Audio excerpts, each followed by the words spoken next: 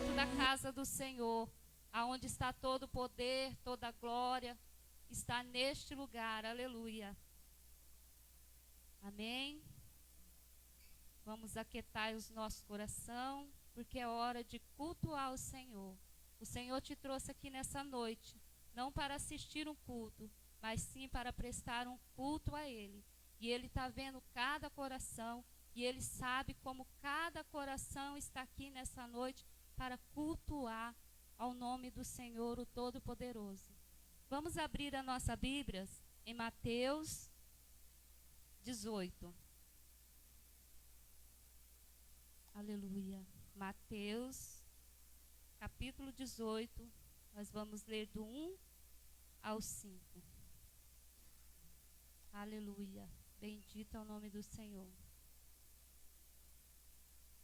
Amém? Assim diz a palavra do Senhor. Naquela hora,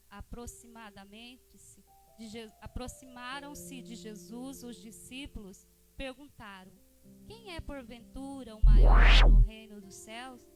E Jesus, chamando uma criança, colocou no meio deles e disse: em verdade vos digo que, se não vos converterdes e não vos tornardes como a criança, de modo algum entrareis no reino do céu. Portanto, aquele que se humilhar como esta criança, este é o maior no reino dos céus. E quem receber uma criança, tal como esta, em meu nome, a mim me recebe. Aleluia. Nós temos que ser como uma criança. Nós temos que ter o coração de uma criança. Não que elas não tenham pecado, elas têm pecado, mas elas são puras. Aleluia. Elas, se fizeram mal para elas, você não precisa pedir perdão para a criança. Ela já te perdoa instantaneamente. Ela já te perdoa. Assim temos que ser nós, aleluia, com o nosso próximo. Com o nosso próximo nós temos que ser assim. Nós temos que perdoar o nosso irmão, mesmo se ele não pedir perdão para nós. Nós devemos perdoar o nosso próximo. E ninguém é maior do que ninguém no reino do céu. Quem é maior no reino do céu é quem for como uma criança. Quanto mais pequeno nós formos na presença do Senhor, aleluia, mais o Senhor se agrada. Amém? Vamos estar orando ao Senhor. Eu convido a amada igreja a se colocar de pé, aclamar a presença do Senhor sobre este lugar, sobre a sua vida, porque nada acontece se Deus não tiver, se o Espírito Santo, se o Pai, o Filho e o Espírito Santo não tiver. Aleluia. Eu creio que Ele está neste lugar, aleluia, e Ele quer te tocar nessa noite. O Senhor sabe como você entrou por essa porta. O Senhor conhece o teu coração e sabe como está o seu coração. Talvez você saiu tão triste da sua casa. Talvez você foi humilhada pelo homem hoje, por esse dia ou por essa semana. Mas sabe que aqueles que são humilhados diante do homem são exaltados diante de Deus. Quando nós sabemos passar pela humilhação, Deus nos exalta. Pai querido, Pai amado, estamos aqui diante de Ti. Queremos entregar, Senhor, as nossas vidas, Senhor, nas Tuas mãos, Pai. Sabemos em quem nós temos crido, num Deus todo-poderoso, num Deus forte, aleluia, que formou o céu e a terra, aleluia, que nos formou e nos deu o fôlego de vida, aleluia. Nós te agradecemos, ó Pai, aleluia, por poder estar com essa porta aberta, Senhor, aleluia, para louvar ao Teu nome, para exaltar ao Senhor. Glorioso é o Senhor, Pai, neste lugar, Pai. Bendito é o Senhor. Opera, Senhor, das Tuas maravilhas, Senhor, sobre a Tua palavra nessa noite, ó Pai. Queremos ouvir a Tua palavra, Pai, aleluia, Pai. Queremos contemplar da Tua glória, Senhor, sobre a palavra do Senhor nessa noite. Sabemos que a Tua palavra, ela cura, ela liberta. A Tua palavra dá salvação para nossas vidas.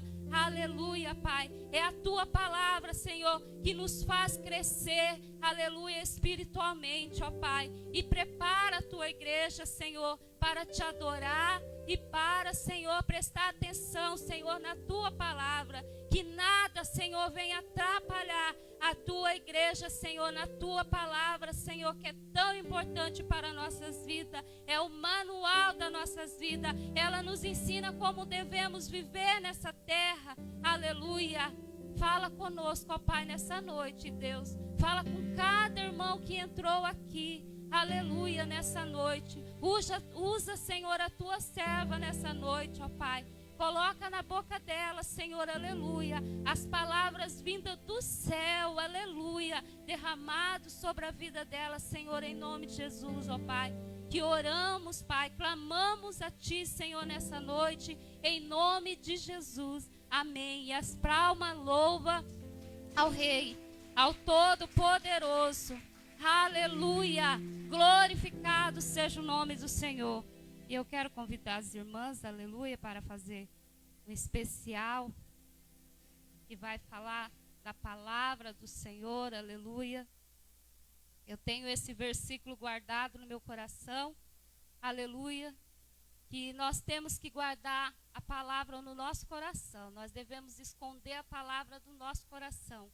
Por quê? Quando nós escondemos a palavra do Senhor no nosso coração, a gente não peca contra o Senhor, menos a gente peca contra o Senhor.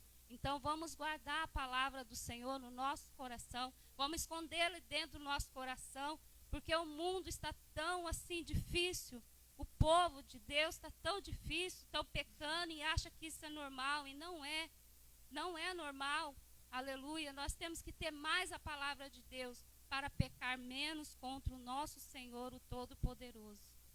Aleluia.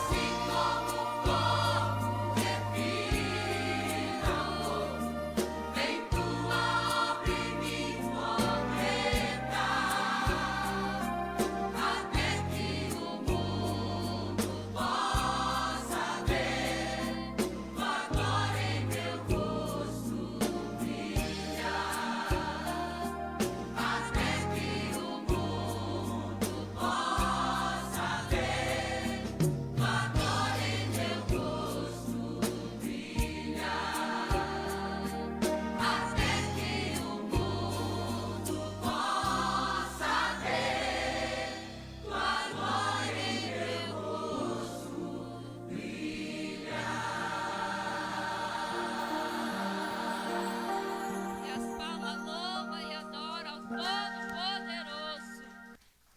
Aleluia. Eu convido o Ministério de Louvor para estar adorando ao Senhor, ao Todo-Poderoso. Aleluia. Eu convido a igreja a se colocar de pé. Aleluia. E preparar a tua oferta para ofertar na casa do tesouro. Aleluia. Quando nós trazemos os nossos dízimos, a nossa oferta na casa do tesouro. Para quê? Para que venha haver mantimento na casa do Senhor. Deus, Ele não precisa do nosso dinheiro, porque Ele é dono do ouro e da prata e de tudo que há neste mundo. Ele é dono de tudo. Mas a obra do Senhor, ela necessita das nossas ofertas e dos nossos dízimos. E vamos celebrar ao Senhor. Aleluia.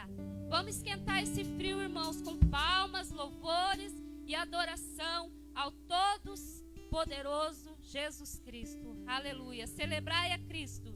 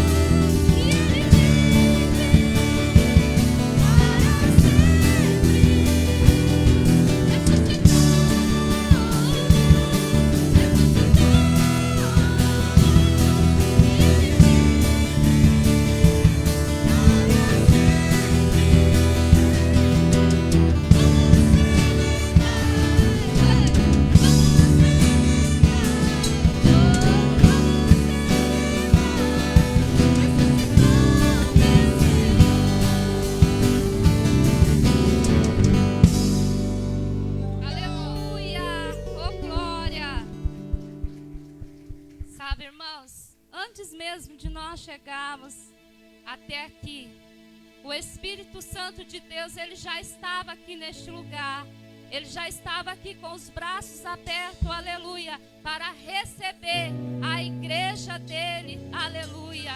E o sopro do Espírito Santo, aleluia, vem sobre a sua vida nessa noite, porque, aleluia, o Espírito Santo de Deus sobre as nossas vidas é que faz a diferença.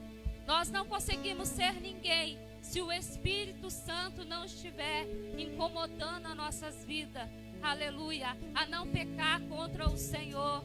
A receber Jesus como o único suficiente Salvador das nossas vidas. Quem nos convence é o Espírito Santo de Deus. Aleluia. Vamos adorar o Espírito Santo de Deus nessa noite. Tu és bem-vindo aqui em nosso coração, toma a direção. Deus, sou consumidor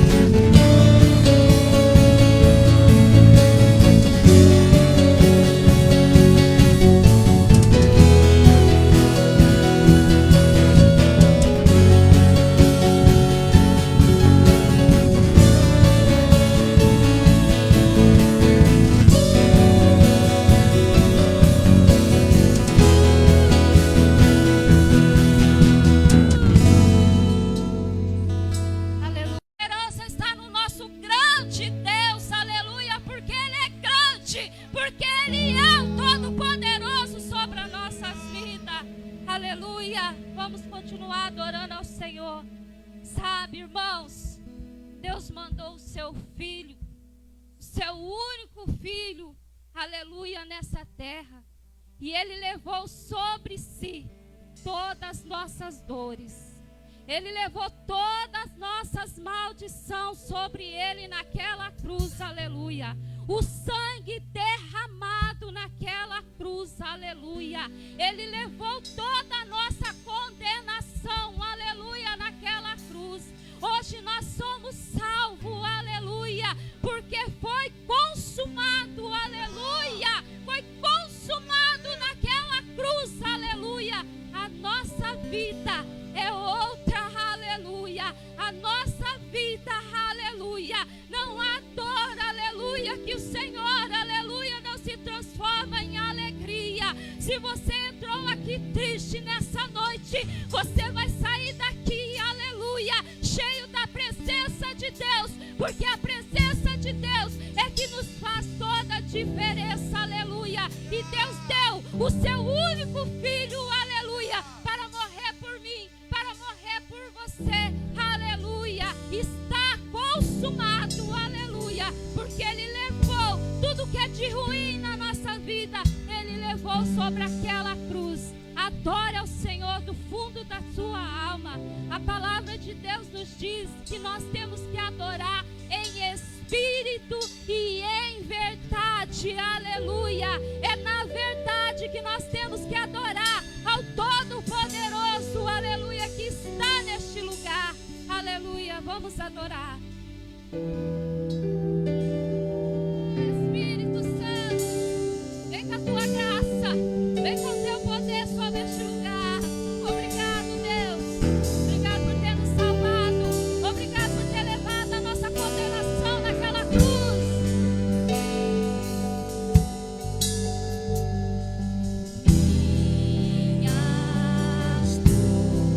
Ele levou, Ele levou.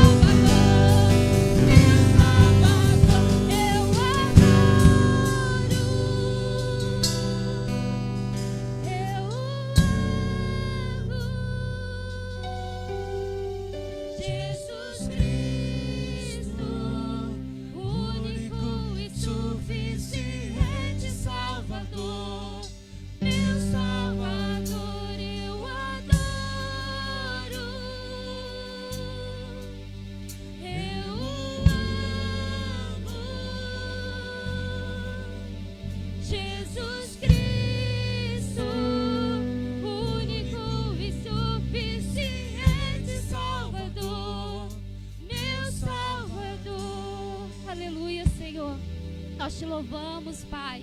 Nós te adoramos pela tua grandeza, aleluia. Nós te adoramos, Pai, aleluia, por ter vencido por nós, meu Pai. Por ter vencido, Senhor, naquela cruz, ó Pai, aleluia. O Senhor nos amou primeiro, aleluia. Antes de você o amar, Ele te amou primeiro, aleluia. O amor de Deus é incomparável sobre as nossas vidas, aleluia. Não importa o que você fez, não importa, aleluia. Ele sempre está de braços abertos para te receber, aleluia. Para te dar um abraço, aleluia. Porque o amor de Deus não é como o do ser humano. O amor de Deus não é como o do homem, aleluia. Ninguém pode explicar o amor de Deus sobre as nossas vidas. Ele amou tanto que deu seu único filho, aleluia, para nos salvar, aleluia. E Ele nos salvou. Ele levou toda a nossa condenação naquela cruz, aleluia. Por isso que hoje você está aqui para adorar ao nome todo-poderoso Jesus Cristo, único e suficiente Salvador das nossas vidas. E se você cresce, você aplaude ao Senhor nessa noite, aleluia. É para Ele, aleluia. É para Ele, aleluia. Toda honra, toda glória seja dada somente a Ti, Senhor, somente a Ti, aleluia. Agora, irmãos, eu quero convidar todas as criancinhas aqui na frente. Nós vamos estar orando pelas nossas crianças, porque agora elas vão ter um culto da maneirinha deles, do jeitinho deles, aleluia.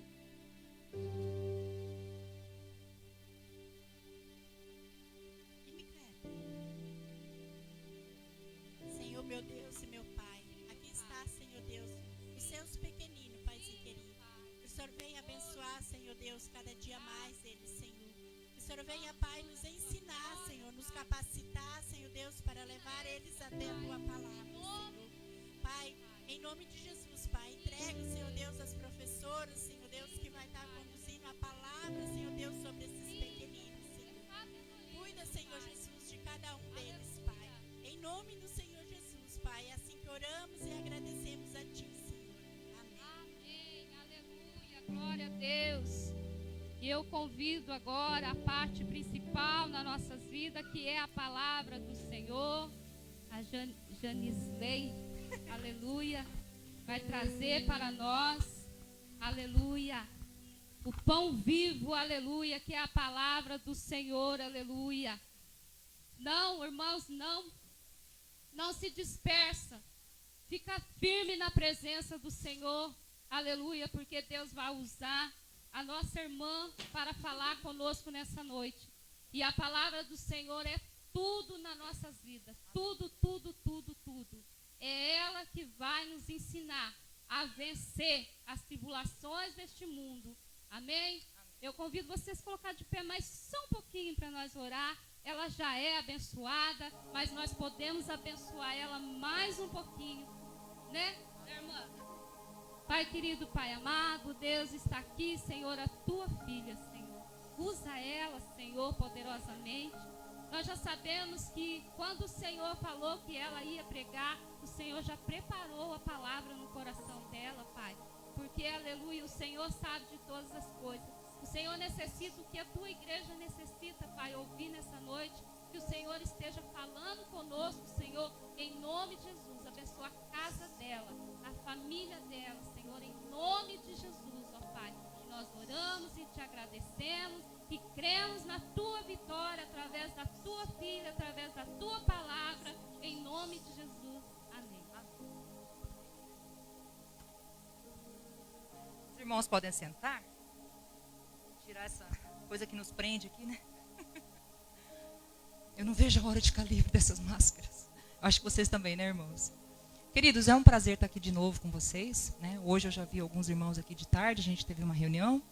E há um mês atrás, mais ou menos, né? A gente estava aqui também junto, participando no culto aqui com vocês. E é um culto sempre muito gostoso, a gente sente muito sempre a presença de Deus, através do louvor, através do carinho de vocês, né?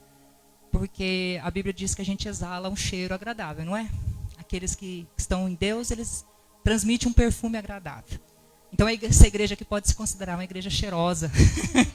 Amém?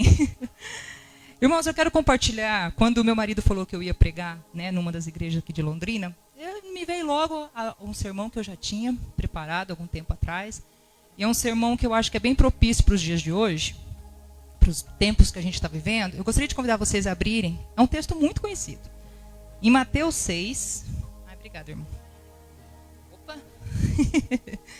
Mateus 6, nós vamos meditar a partir do versículo 25.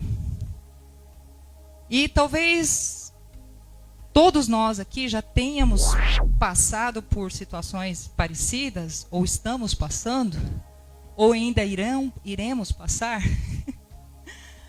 Mas eu acredito que a maioria de nós já teve ansiedade, ou já ficou ansioso, né? E o título aqui na minha Bíblia, não sei se na Bíblia de vocês tem algum título um pouquinho diferente, mas na minha Bíblia aqui diz a ansiosa solicitude pela vida. Todos acharam? Amém ou misericórdia? Amém? Então, Mateus 6, a partir do versículo 25, nós vamos ler ali até o final do capítulo. Então, vou ler aqui com os irmãos para a gente poder estar meditando na palavra de Deus.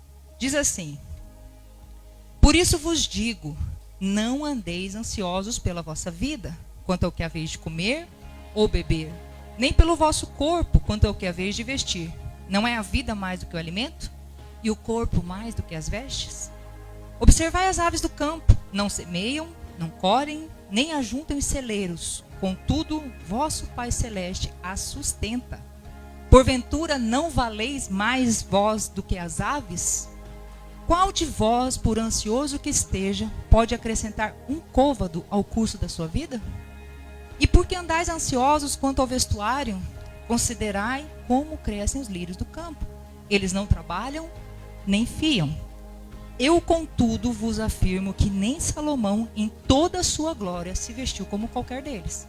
Ora, se Deus veste assim a erva do campo, que hoje existe e amanhã lançada no forno, quanto mais a vós outros, homens de pequena fé? Portanto, não vos inquieteis, dizendo, que comeremos, que beberemos, ou com que nos vestiremos? Porque os gentios é que procuram todas essas coisas. Pois o vosso Pai Celeste sabe que necessitais de todas elas. Buscai, pois, em primeiro lugar, o seu reino e a sua justiça, e todas estas coisas vos serão acrescentadas. Portanto, não vos inquieteis com o dia de amanhã, pois o amanhã trará o seu cuidado. Basta ao dia o seu próprio mal. Eu acredito que todos vocês conhecem essa passagem. Todos, né? É uma passagem bem conhecida. A gente já cantou sobre ela, a gente já decorou versículos sobre ela. Talvez você tenha até ela estampada em alguma coisa na sua casa, num prato, num pano de prato, num quadro, às vezes até em para-choque de caminhão, né? A gente vê por aí. Mas se isso aqui só tiver memorizado e não praticado, não vai mudar nada. E nessa noite eu quero convidar vocês. O título da minha mensagem é o seguinte: Ele tem cuidado de vós. E esse Ele está com letra maiúscula. É Deus. Deus tem cuidado de vós. Deus tem cuidado de nós. Nós cuidamos de muitas coisas. Todos vocês aqui, eu acredito que são responsáveis por alguma coisa. Seja no seu trabalho, seja na sua casa, seja na escola, seja aqui na igreja, você tem uma responsabilidade. Nós atribuímos responsabilidade até para as crianças. Você tem aquela responsabilidade. Nem que seja de cuidar do gatinho, dar comida para ele e dar água. É uma responsabilidade. E às vezes as responsabilidades vão acumulando sobre a nossa mente, sobre os nossos ombros, que chega um momento que a gente fica cansado. Eu não vou dar conta. Eu não vou superar. Não vai dar certo. Está faltando as forças. E a gente começa a absorver tantas preocupações e tantas coisas. Eu não vou conseguir pagar aquela prestação.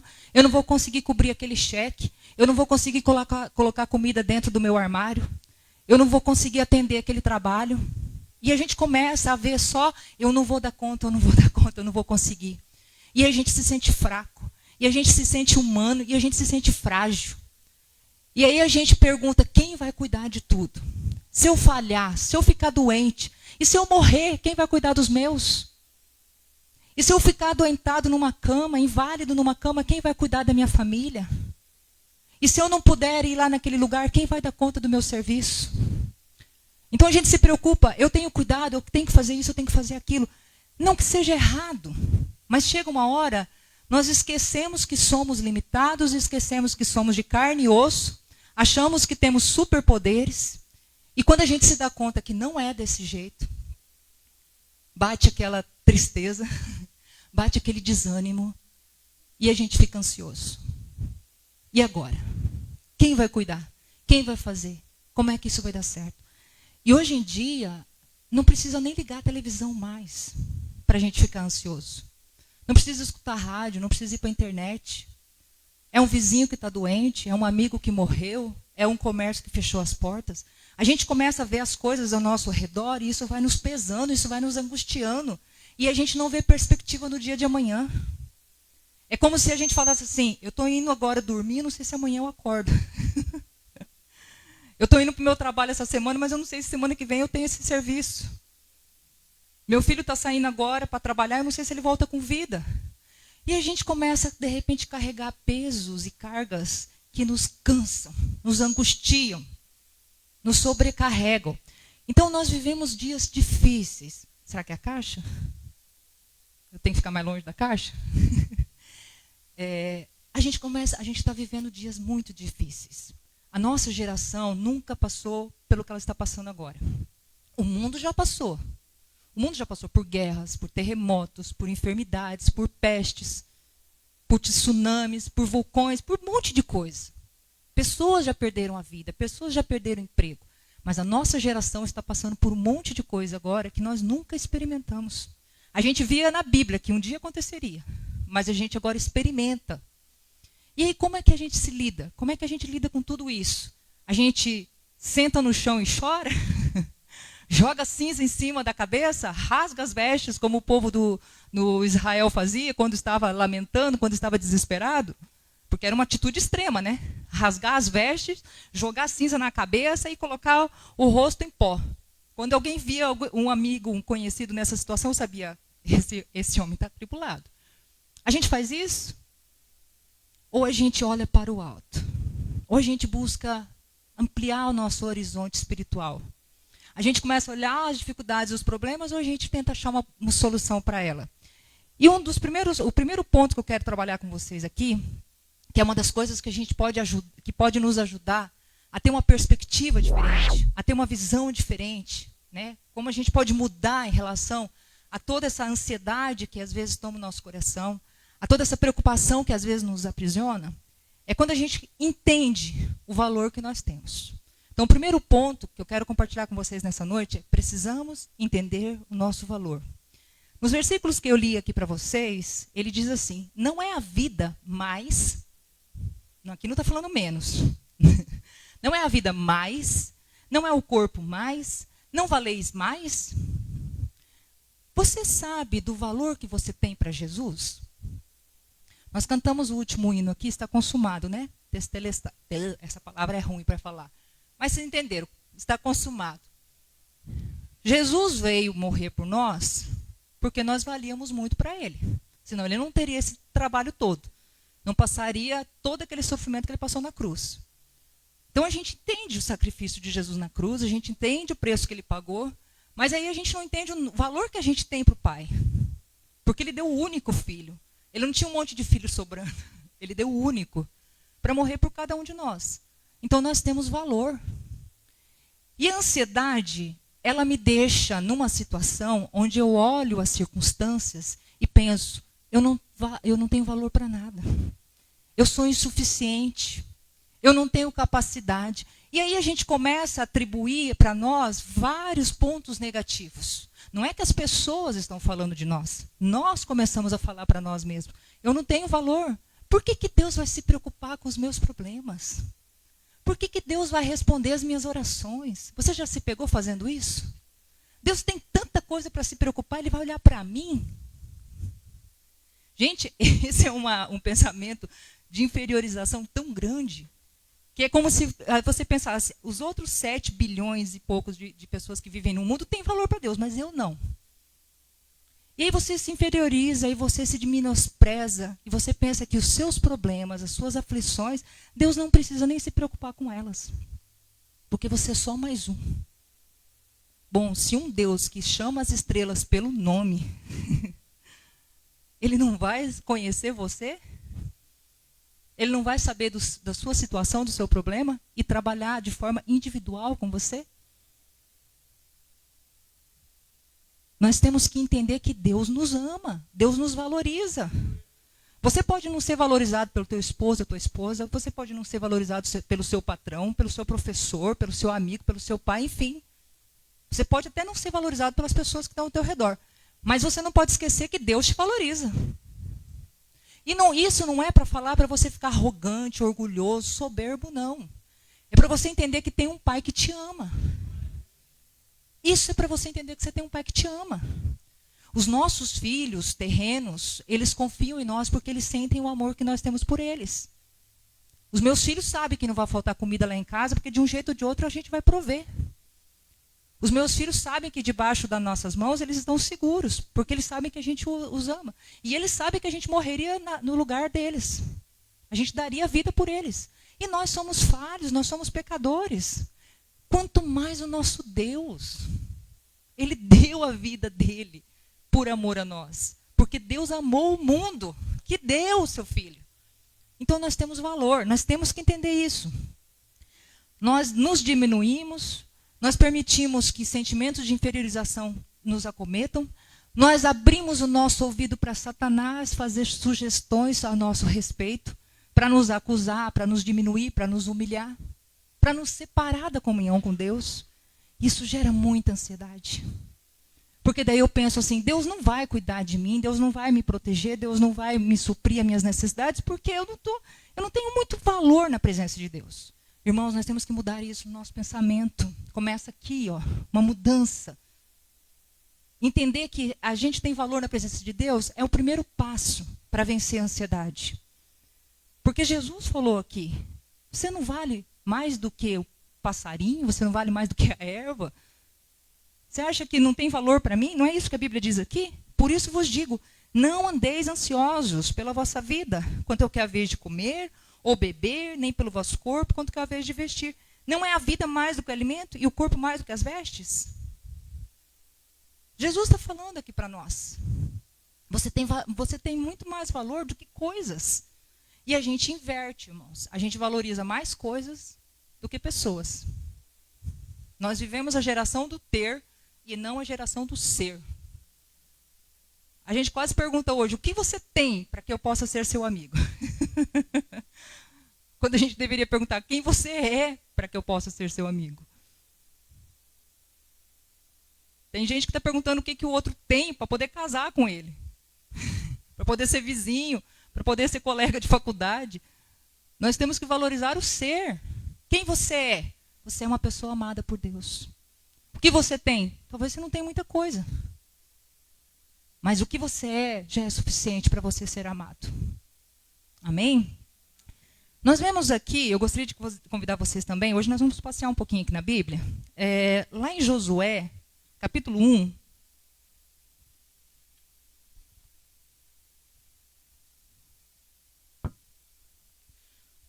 Josué capítulo 1, do 1 ao 9, diz assim.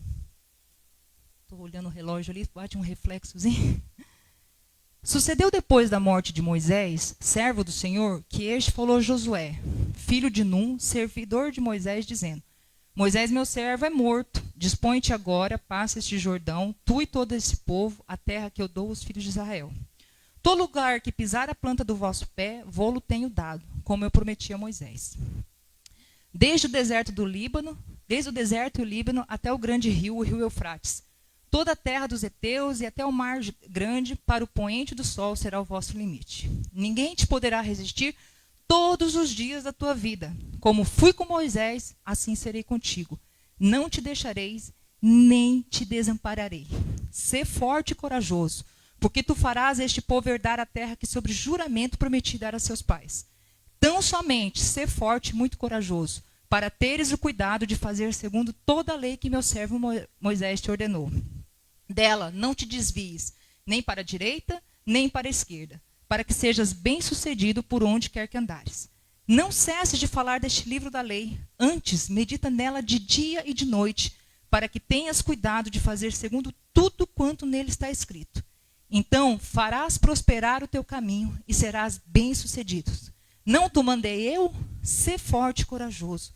Não temas, nem te espantes, porque o Senhor teu Deus é contigo por onde quer que andares. Gente, essa é uma promessa maravilhosa que Deus faz a Josué. E é interessante que Deus sonda os nossos corações. Deus fala uma palavra para Josué de encorajamento. Talvez Josué estava sentindo diminuído porque ele ia substituir Moisés. Alguém aqui se acha apto para substituir Moisés? Josué tinha que conduzir mais de 2 milhões de pessoas para uma terra nova, por um futuro novo. Tudo era incerto, tudo era um mistério, tudo seria surpresa. E a única coisa que ele sabia é que Deus ia estar com ele. Já era o suficiente. Mas ele não sabia o que ia acontecer, ele não ia saber o que esperava por ele. E ele agora era um líder que ia substituir um grande líder. Talvez um dos maiores líderes que o povo de Israel já conheceu. Uma referência de líder até hoje para os nossos dias. Só que Josué estava sentindo que não era apto para isso. Josué estava sentindo que ele não tinha habilidades para isso. Quem sou eu para substituir Moisés? E a ansiedade, ela trabalha isso no nosso coração. Quando eu me sinto incapaz de fazer alguma coisa, quando eu acho que aquilo não é digno para mim, quando eu acho que eu não tenho nenhum tipo de capacidade ou habilidade para fazer aquilo, eu fico ansioso. E sentimentos como eu não vou dar conta, não vai dar certo, eu vou fracassar, começam a tomar nosso coração. E a ansiedade toma conta de tudo. E Deus trabalha no coração de Josué e diz, não temas, eu vou com você. Simplesmente obedece os meus mandamentos que você vai ser próspero. Essa prosperidade aqui é uma prosperidade que a gente tem que buscar. Seguir os mandamentos de Deus, porque tudo que eu for fazer, Deus vai me abençoar. Quando eu estou debaixo da lei dele, quando eu estou debaixo da palavra dele, quando eu sigo a orientação da palavra dele. Então Josué estava com medo, Josué estava receoso, ele tinha uma tarefa muito grande. Talvez até ele pensou em passar o bastão, né? Talvez até ele pensou em achar outra pessoa. Mas Deus vem e fala diretamente com ele. Não te desanime, eu não mandei você. Não é para outro, não, é você. E às vezes, irmãos, diante de um grande desafio, a gente fica muito ansioso. E a ansiedade é uma coisa que a gente tem que vencer. Tem gente que tem vergonha de falar em público, né? Tem gente lá no seminário é engraçado. A pessoa é conversadora, é animada e tudo mais. O dia que ela está escalada para pregar na capela, dá dor de cabeça, dá dor de barriga, ela quer fugir. Pastor, por favor, escala outro, deixa eu lá para o final do ano para pregar. É interessante, gente, como o povo dá uma crise ali de ansiedade. É verdade, tem gente que passa mal. Pastor, eu estou com uma enxaqueca. Quando eu lembrei que eu tinha que pregar na capela, eu passei mal. O medo de fracassar, porque está sendo avaliado. O medo de errar.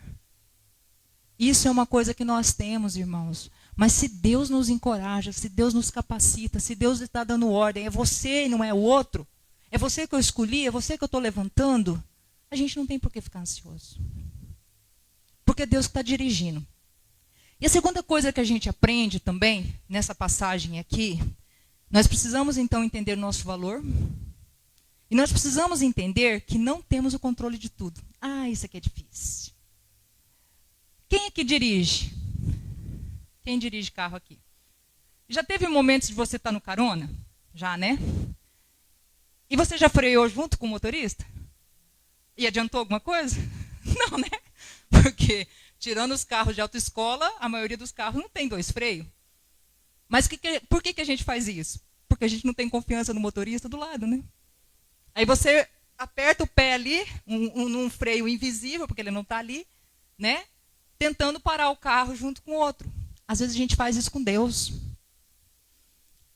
Deus tem o controle de tudo. Eu não tenho controle. Eu não tenho controle do hoje, eu não tenho controle do amanhã. Eu não sei o que vai acontecer daqui a um mês, eu não sei o que vai acontecer daqui a um ano. Mas Deus tem o controle de tudo. Então nós precisamos entender e aceitar que Deus tem o controle de tudo. Aqui ele diz assim, ó, no versículo aqui 27 e 28. Deixa eu voltar lá para Mateus. Eu tive que marcar minha Bíblia aqui também, irmãos.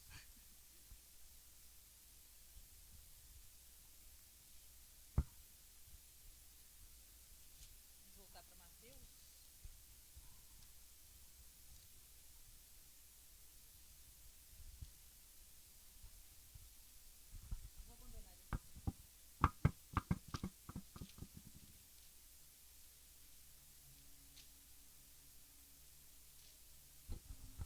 O versículo 28 e o versículo 29, aqui de Mateus, diz assim: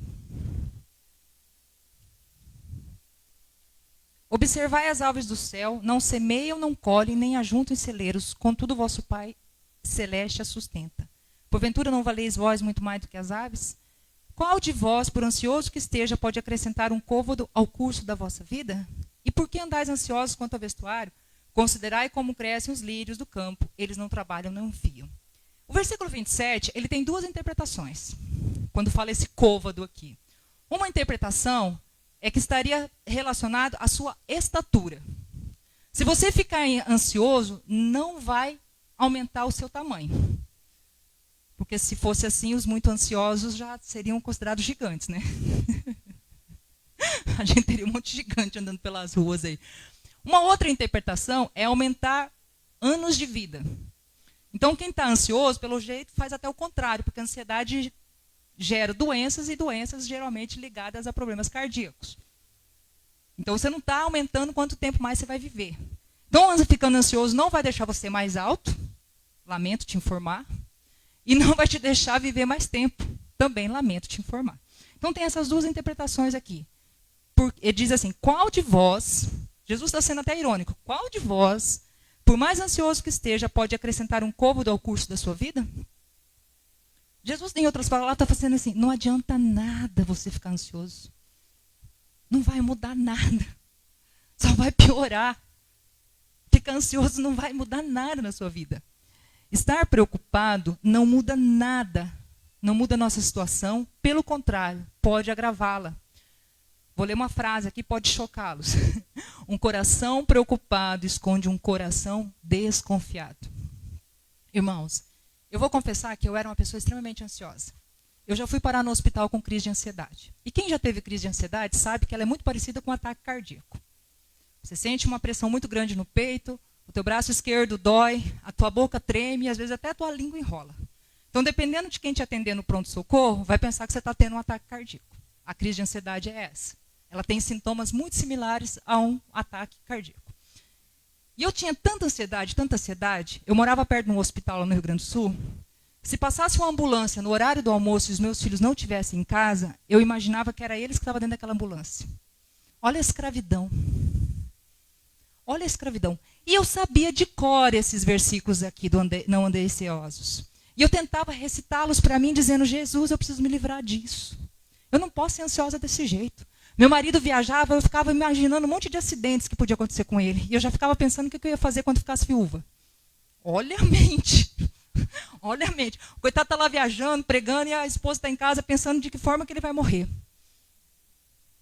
Gente, isso é doentio. Isso é escravizante. Isso deixa a gente angustiado. Isso mata a nossa fé. E eu só fui entender, e eu só fui me libertar dessa escravidão, quando eu entendi que eu não estava confiando em Deus. Porque fé e confiança é diferente. Se você perguntar para 10 brasileiros se eles acreditam em Deus, 9,5 vão dizer que acreditam. O brasileiro, de certa forma, ele tem muita fé em Deus. Mas se nós perguntarmos quantos confiam em Deus, aí a coisa muda. Porque confiança é entrega. Confiança é falar, Senhor, eu tenho esse problema, eu não consigo resolver ele sozinho, está difícil. Seja uma enfermidade, seja um emprego, seja uma restauração familiar, seja um filho que está nas drogas. É algo que foge do nosso alcance, é algo que a gente não vai conseguir resolver, que parece realmente impossível, que mesmo que você seja muito dedicado àquele problema, que mesmo que você ore muito por aquele problema, por mais que você chore demais por aquele problema, mas você não vai conseguir resolvê-lo. E aí você precisa chegar para Deus e falar, Senhor, toma esse fardo, porque eu não dou conta. Mas essa sensação de entrega ela é muito difícil porque nós achamos que damos conta de tudo. E, irmãos, isso é pecado. Porque a gente quer fazer o papel de Deus. A gente quer fazer o papel do Espírito Santo. Alguém aqui é apto para fazer esse papel? Eu não sou. De fazer o papel do Espírito Santo. De curar, de restaurar, de resolver, de abrir portas, de fechar portas, de andar sobre as águas. Eu não tenho esse poder. Acredito que nenhum de nós aqui tem. Mas às vezes a gente acha que tem, que a gente vai resolver, que a gente vai conseguir. Não porque eu tenho tantos anos de igreja, porque eu sou uma pessoa fervorosa, porque eu sou uma mulher de oração. Mas tem coisas, gente, que a gente precisa realmente falar: Deus, eu não tenho solução para esse problema. Esse problema eu preciso entregar 100% nas tuas mãos. E entregar e descansar. Sabe, Deus usou uma situação muito traumática comigo para me restaurar da ansiedade. Além de eu entender que eu estava em pecado, porque eu não confiava em Deus, Deus permitiu que a minha filha sofresse um acidente de carro. Não sei quantos de vocês conhecem a Bruna, né, e o Fernando. Hoje eles pastoreiam lá em... Conhece, né, Célia? Eles pastoreiam lá em Campo Largo, lá em Bateias, aliás. Eles tinham acabado de casar. Se eu não me engano, se eu não erro as contagens, já estão com 6 anos de casado. Depois de uma época, a gente começa a errar os números, né? Hoje eu perguntei para o meu marido quantos anos que eu ia fazer. Eu vou ter que fazer as contas, porque né, ele olhou para mim e falou: se você não sabe, eu vou saber. Mas eu acho que são 6 anos de casado que eles têm. Eles tinham se casado em dezembro, e no dia 25 nós estávamos na Fazenda Retiro com a minha família comemorando o Natal. E quem conhece ali a Fazenda Retiro, né, o seminário, nós pegamos 2 BRs diferentes. E assim, irmãos, hoje nós estávamos falando um pouquinho de dom, né? Deus às vezes se revela para mim através de sonho, de algumas, né, situações assim que eu fico meio pensativa sobre aquilo. E naquele dia, a Bruna e o Fernando iam voltar de carona com o meu primo, né? Ele tinha um Astra na época, e nós tínhamos uma Zafira, e o nosso carro estava cheio, não tinha como eu trazer minha filha no meu próprio carro. E eu cheguei para o meu primo e perguntei assim: você pode levar a Bruna e o Fernando lá para o seminário? Posso, prima, beleza. E quando eu terminei de falar com ele assim, me deu uma angústia, né? Cheguei para o meu primo e falei assim: olha, não corre muito não, porque o pessoal está bebendo muito, né? Final de ano, a gente já saiu umas 10 horas da noite lá da fazenda, não corre muito não, vai com cuidado. Não, pode ficar tranquilo. E meu primo, assim, é uma pessoa extremamente responsável. Não é porque eu desconfiei dele, da capacidade, da responsabilidade dele. Deu uma angústia. E na hora da janta ali, a gente se despedindo, eu cheguei de novo no meu primo, eu falei assim: primo, não corre não, vai com cuidado. Ele: não, beleza, prima, tudo bem. Coitado, ele quase que estava me querendo me xingar já. Quando ele entrou dentro do carro, eu falei de novo com ele. Eu falei 3 vezes. Olha, vai com cuidado, viu? Cuidado. E o interessante que tinha as 2 BR, e eu falei: cuida na boiadeira. Quem já foi para Camorão, a boiadeira é a BR que dá acesso ali ao seminário. E nós íamos passar por 2 BRs, que era uma BR que dá acesso à Foz também, e essa BR que dá acesso ao seminário. Falei com ele de novo, aí eu cheguei para o meu marido, eles tinham acabado de sair, tinham 5 minutos que eles tinham acabado de sair. Cheguei para o meu esposo e falei assim: Irã, vamos embora? Eu estou sentindo uma angústia, vamos embora? Não, beleza, vamos só guardar as coisas no carro e a gente vai embora. Aí tá bom, saímos, né? Aí bem no alto da boiadeira tem a rodoviária. Daí é uma descida assim, de 1 quilômetro e pouco e você já vê o seminário. Estava uma noite bem escura, sem lua, sem nada. Quando a gente chegou na rodoviária, gente, toda vez que eu conto isso aqui, eu trava a emoção aqui, né? Quando eu cheguei ali no alto da rodoviária, eu olhei para baixo da rodovia, eu vi uns 5 carros parados no acostamento com um sinal de alerta ligado, pisca ligado. Aí eu bati no braço do meu marido e falei assim: é a Bruna acidentou. Mas eu estava assim, tipo, quase 1 quilômetro de distância, eu só vi a luz brilhando. Aí o Irã falou: não é nada. Eu falei: não, é a Bruna se acidentou. Aí nós fomos descendo devagarzinho, quando a gente bateu o farol assim, a gente viu um cavalo no meio da pista. Um cavalo morto já no meio da pista. Aí eu já preparei o coração, o carro deles deve estar lá embaixo, na Pirambeira. Deve ter morrido todos eles, os 4. Meu primo, a esposa dele, minha filha e o meu genro. Já fui preparando o coração. Você imagina, um dia de Natal. Aí quando a Irã foi devagar assim, ele estacionou do lado contrário. Quando eu olhei assim do outro lado, eu vi o carro todo arrebentado, o Astra, mas todo arrebentado, perca total. E os 4 pro lado de fora, do lado do carro. Gente, eu atravessei aquela rodovia que eu nem vi se estava vindo o carro, se não estava. Eu cheguei neles assim. A Bruna falou, mãe, a tua cena era hilária. Eu passava a mão neles assim e falava, vocês estão bem? Vocês estão vivos? Pensei, vai que eu estou vendo 4 anjos, né? Eles não tinham, irmãos, um arranhão neles. Não tinha um arranhão neles. O carro estava totalmente destruído. O cavalo quicou em cima do carro. Ele quebrou o motor, ele quebrou o vidro da frente, ele bateu no teto do carro, ele quebrou o vidro de trás, ele quebrou o porta-malas, ele veio fazendo isso no carro. E eles não tiveram um arranhão. Naquele dia eu entendi que os meus filhos não são meus. É Deus quem cuida, porque Deus livrou eles da morte. Naquele dia eu entendi, Senhor, independente do que eu faça, eu posso ser a mãe melhor do mundo, eu posso ser a pessoa mais cuidadosa com meus filhos, eu posso evitar que aconteça tudo de mal neles, mas eles não são meus. Eu só estou cuidando deles para ti. E eu aprendi naquele dia que eu tinha que entregar meus filhos para Deus cuidar. Eles estão livres de sofrer acidente? Não. Ontem nós perdemos o filho de um amigo nosso, num acidente de moto, morreu na hora. Rapaz de 28 anos. Um filho único. Você sabe aqui que você chegar para o pai... Meu marido falou assim, eu estou indo para o velório agora, eu não sei o que dizer para ele. Eu falei, não diz nada, só abraça. Você vai dizer o quê? Eu sei o que você está sentindo? Não sei. Nunca enterrei um filho. A gente sabe que as coisas estão para ir para acontecer. As coisas ruins estão aí. Não é que a gente agora vai negar.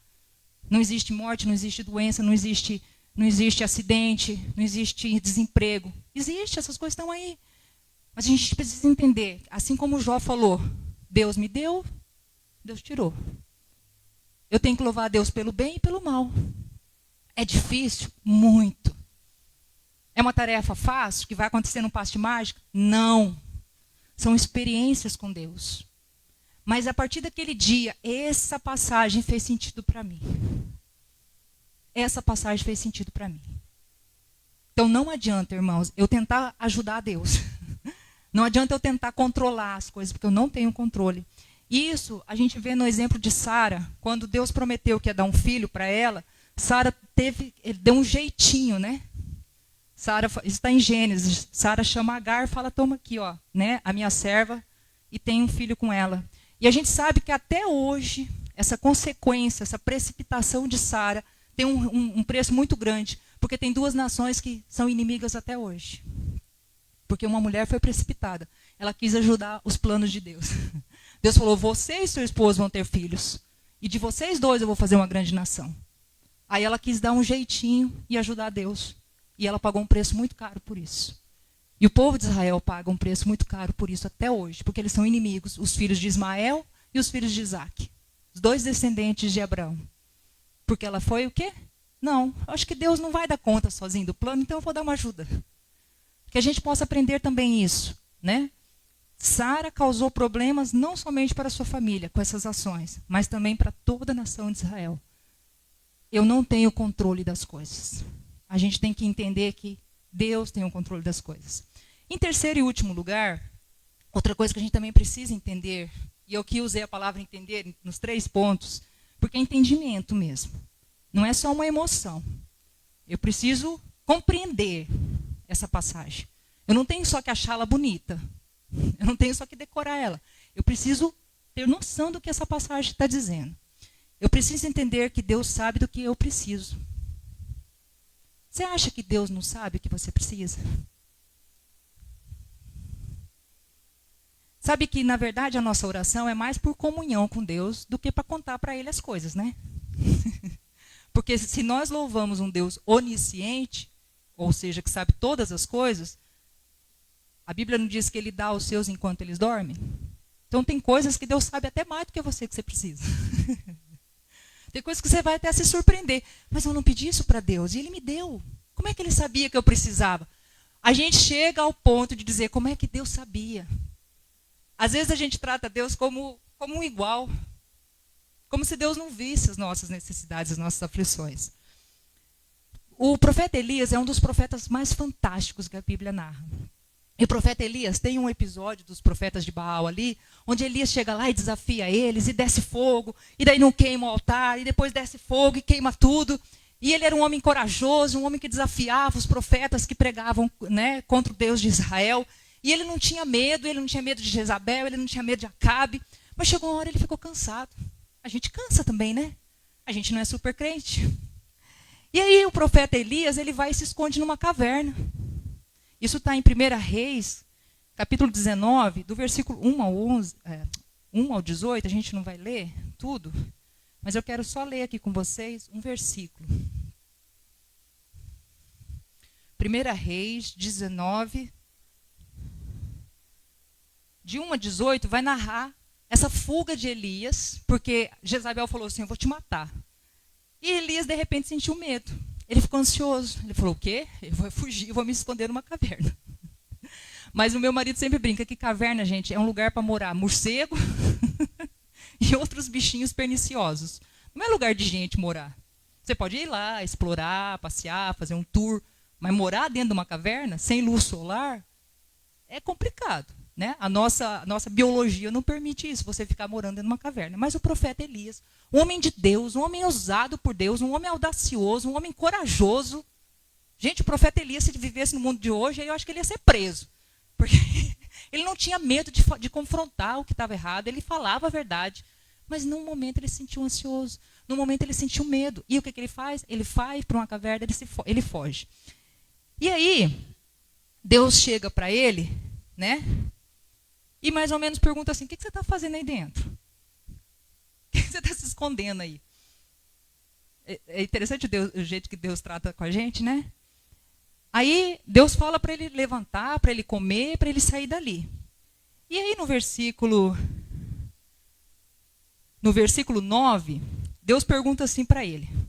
Ali entrou numa caverna, onde passou a noite. E eis que lhe veio a palavra do Senhor, e lhe disse, que fazes aqui, Elias? Está no capítulo 19 de Reis, 1 Reis, versículo 9. Deus pergunta assim, você está fazendo o que aqui, Elias? Você está numa caverna hoje, irmãos? Hoje a Luísa, ela falou uma frase bem interessante. O que eu faço? Eu me escondo dentro de casa e espero a morte? Ela usou essa expressão, né? Tá, os problemas estão aí, as coisas estão acontecendo, você está vendo um monte de notícia ruim, mas daí que você faz o quê? Você fica em casa e fica esperando a morte? Você tem a sua caverna particular? Você fica dentro do seu quarto escuro? As pessoas que estão com ansiedade e depressão, elas são bem suscetíveis a ter medo até da luz. Vocês já repararam? Que toda pessoa que está passando por ansiedade e depressão, ela se fecha dentro do quarto, ela fecha as cortinas, ela fecha a porta, e é como se até a luz do sol incomodasse ela. E ela quase pede a morte. Senhor, me leva, não aguento mais. Elias, um servo de Deus, um homem de Deus, passa por isso. Quanto mais nós, não é porque você tem anos de igreja, não é porque você tem uma vida muito ligada com Deus, que não vai chegar um momento que você vai se esconder dentro de uma caverna. Não é porque você tem experiência com Deus, que você conhece a Bíblia, já leu várias vezes, porque você é uma pessoa ousada, uma irmã fervorosa, uma pessoa de oração, uma pessoa de jejum, uma pessoa de intercessão, uma pessoa que profetiza, que não vai ter momentos que você vai se esconder dentro de uma caverna. Nós temos esses momentos. Irmãozinho, não é vergonhoso isso não. Deus não vai chegar para nós e dizer, olha, estou decepcionado com você, hein? Não esperava isso de você. Deus chega aqui para Elias e encoraja, você está fazendo o que aqui dentro? Aqui não é lugar para você. E Deus fala para ele comer, porque ele também estava sem apetite. A pessoa ansiosa e a pessoa deprimida, ela geralmente ou ela come demais ou ela come de menos, né? Ela sempre vai para os extremos. Come, bebe e sai daqui. Então o profeta Elias, ele teve esses momentos, e aí o versículo 8 diz que ele comeu, que ele se alimentou, e ele caminhou 40 dias no deserto. Deus tinha uma missão para ele. E Elias, gente, é um homem tão fantástico, que Elias não conheceu a morte. Elias subiu para o céu numa carruagem de fogo. Você já teve essa experiência aí? A Bíblia narra a história de Elias, um homem que não conheceu a morte. Que um homem fantástico. Mas a Bíblia não esconde que ele teve um momento onde ele ficou ansioso, onde ele teve medo, onde ele se sentiu fraco. Então nós precisamos entender que Deus sabe todas as nossas necessidades. Que Deus vai às vezes vir tratar a gente de forma íntima. é entre eu e Deus. Tem problemas que as pessoas não precisam saber. Mas Deus, a gente não pode esconder nada dele. Você não precisa sair aí contando para todo mundo o que você está sentindo, o que você está pensando. Mas para Deus você tem que ter uma conversa muito íntima com Ele. Senhor, eu estou precisando me alimentar. Senhor, eu preciso que o Senhor seja o pão e a água. Eu preciso que o Senhor me fortaleça. Senhor, eu não dou conta mais. Eu estou com medo, eu estou angustiado, eu estou triste. Você acha que o cristão não sente medo? Você acha que o cristão não sente angústia? Se alguém ensinou isso para vocês, desculpa, ele te enganou. O cristão sente sim. Jesus falou, no mundo tereis aflições, mas tende bom ânimo. Por quê? Porque eu venci o mundo. Então Jesus não disse, você não vai ter aflições. Ele disse, você vai ter, mas não fica desanimado não. Porque aquele que venceu o mundo está com você. Amém? E aí, queridos, nós temos que entender que Deus, na sua infinita sabedoria, na sua infinita onisciência, Ele sabe das nossas necessidades. Ele sabe de tudo que a gente precisa. Você que é marido, você que é pai, você que é às vezes o provedor da sua casa, você precisa entender que você tem um Deus, tem um cabeça do lar, que tem o controle de todas as coisas. E você precisa ter a humildade suficiente para dizer, Senhor, mesmo que eu seja o cara que está sustentando esse lar aqui, eu estou vendo que eu não estou dando conta. Eu preciso que o Senhor me ajude. A gente tem que ter esse momento de dizer, Deus, eu não estou dando conta.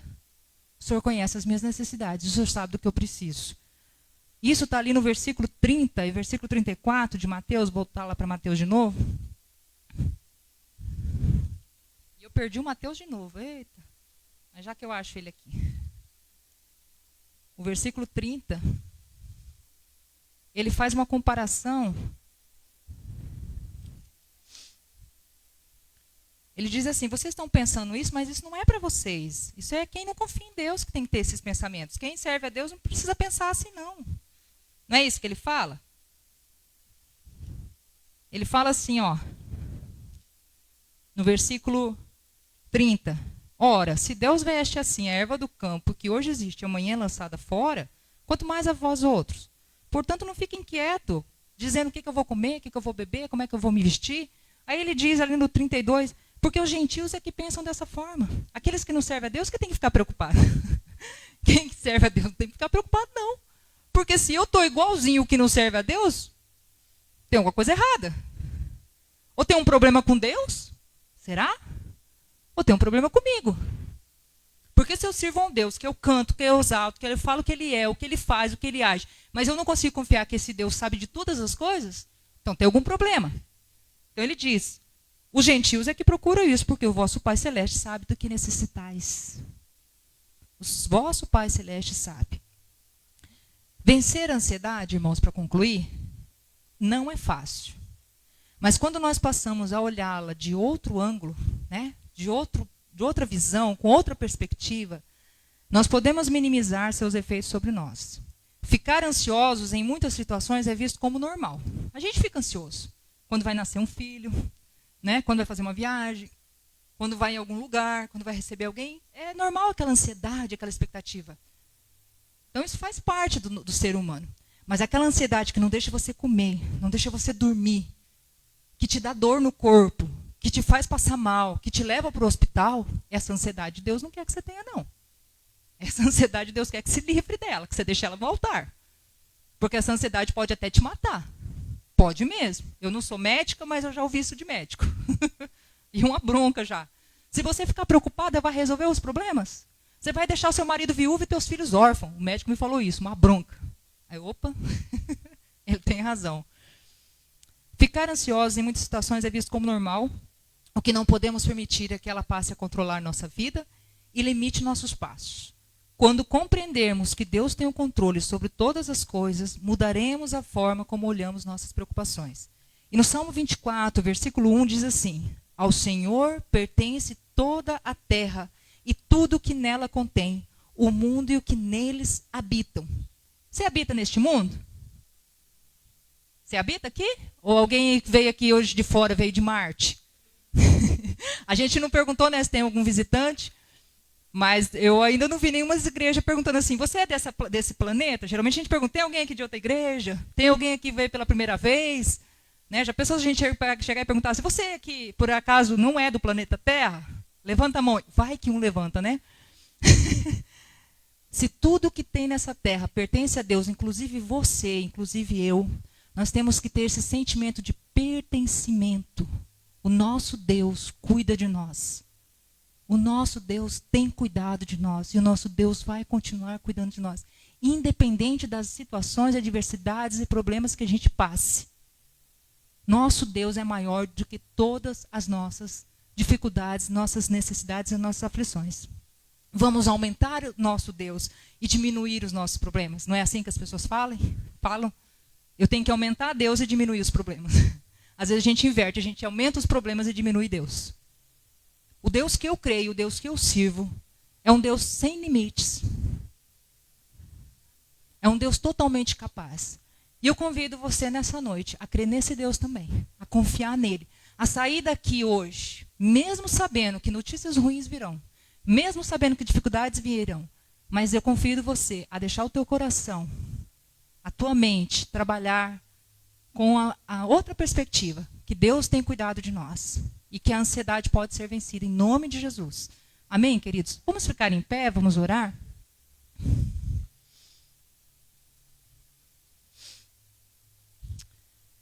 Pai querido, na nossa humanidade, muitas vezes nós tropeçamos, nós falhamos, nós deixamos a desejar.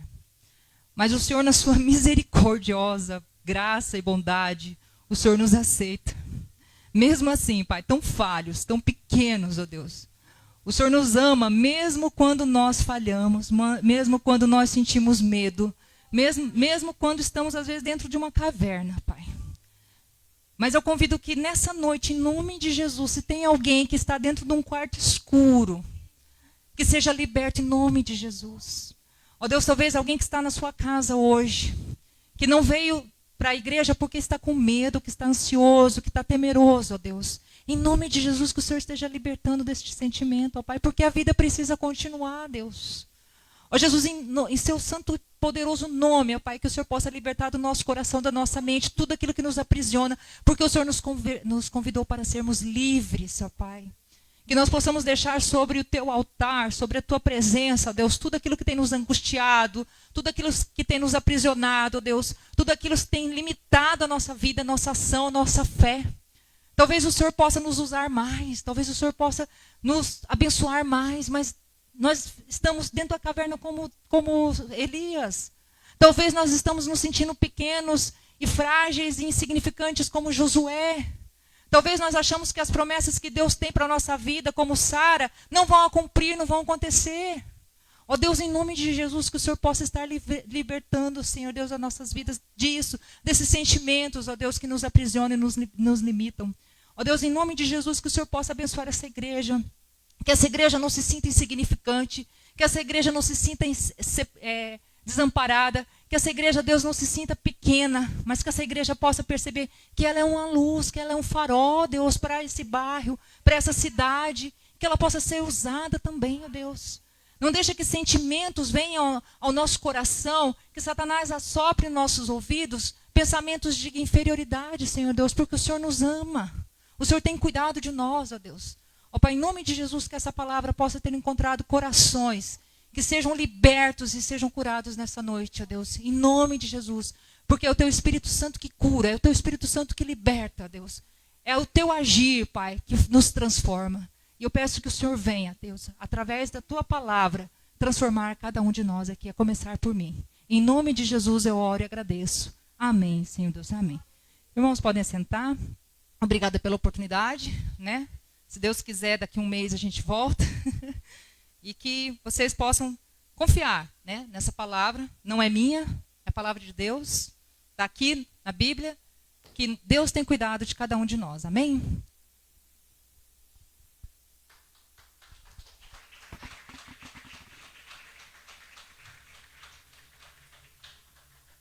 Amém, igreja? Estamos abençoados, né? Graças a Deus, né? Não andeis ansiosa. Essa é a nossa meta em nome de Jesus. Irmãos, lembrando que o decreto continua ainda para alguns lugares que não são essenciais, tá bom? Né, Fábio? Até às 8, né? Lugar que não é essencial. E a igreja, ela foi liberada para até às 22 horas, tá bom? Então a gente vai voltar tudo normal essa semana. As irmãs, terça-feira, às 20 horas, né? Quarta-feira, ensaio às 20 horas, Jair. Quarta-feira, oração também às 20 horas, tá bom? Quinta-feira, nosso culto, que é às 19, vai ser às 20 horas, tá bom? E assim vamos, tudo normal em nome de Jesus, tá? E lembrando bem, irmão, que a pandemia não acabou, tá bom? Se cuide, tá bom? Use máscara, gel, se cuide, tá bom? Tá chegando a vacina aí, nós vamos ser vacinados, aí poder ficar esse negócio aqui um monte de dia, né, seu Jair? Quer mais não? Acostumou já? Só isso, né? Só isso. Tem algum visitante hoje aqui, irmão? Tem não, né? Como é que é teu nome, querida? Neide, né? Neide. Como é que a igreja fala?